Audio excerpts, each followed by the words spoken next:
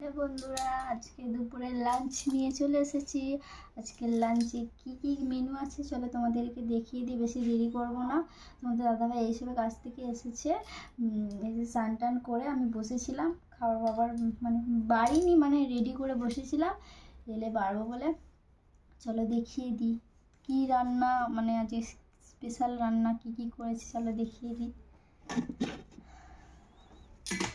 একটা পকোড়া করেছি, ধনেপাতার পকোড়া।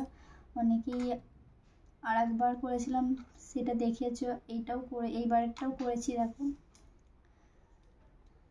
কেমন খেতে হয়েছে, দারুণ।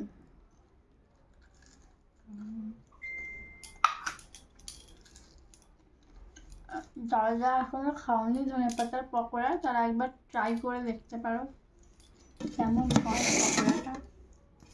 দেখো গরম গরম ভাতটা সবার লাস্টে চাপছে। আজ দেরি হয়ে গেছে রান্না করতে, কারণ জল ছিল না বলে রান্না করতে, মানে চান করতে গেছি জল ছিল না, তারপর এসে রান্না চাপিয়ে দিয়েছিলাম, তাতেই দেরি হয়ে গেছে।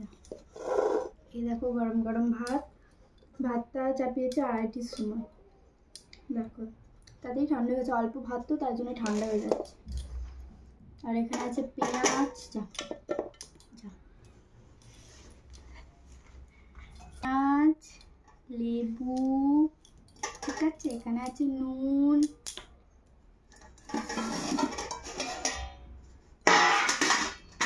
এখানে আছে আলু ভাজা। যে বেশি আলু ছিল না বলে অল্প করেই করেছি। এটা হচ্ছে স্পেশাল, মাছ কিনে আনেনি অনেকদিন, তাই আজকে মাছ কিনে এনেছে। দেখো রুই মাছের ঝোল, পাতলা করে রুই মাছের ঝোল করেছি, আলু দিয়ে, পেঁয়াজ দিয়ে, আদা রসুন দিয়ে, ধনেপাতা ছড়িয়েছি। দেখো মাছের পিসগুলো, দেখো পেটি,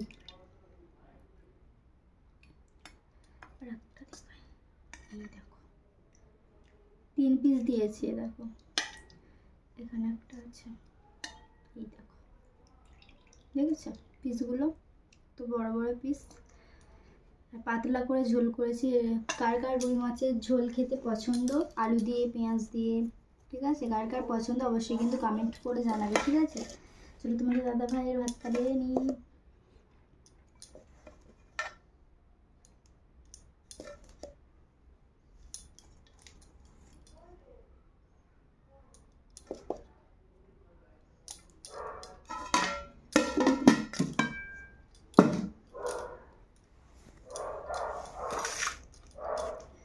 পকোড়াগুলো কিন্তু দারুণ হয়েছে, দেখতে হয়েছে, খেতেও কিন্তু খুব সুন্দর হয়েছে, খেতে দেখালাম।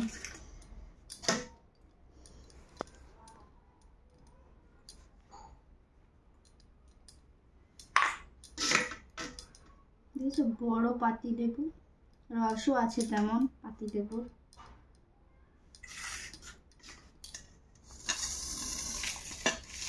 দেখো থালা সাজানো কমপ্লিট, ঠিক আছে, কমপ্লিট হয়ে গেছে থালা সাজানো।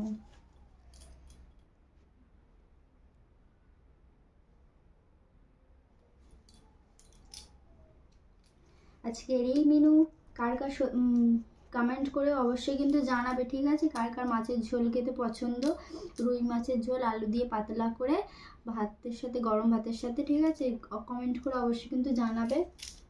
আর আজকের এই মেনু যদি ভিডিওটি তোমাদের ভালো লেগে থাকে তাহলে লাইক কমেন্ট শেয়ার করতে থাকো, আর আমার ইউটিউব চ্যানেলটিকে সবাই সাবস্ক্রাইব করবে, ঠিক আছে।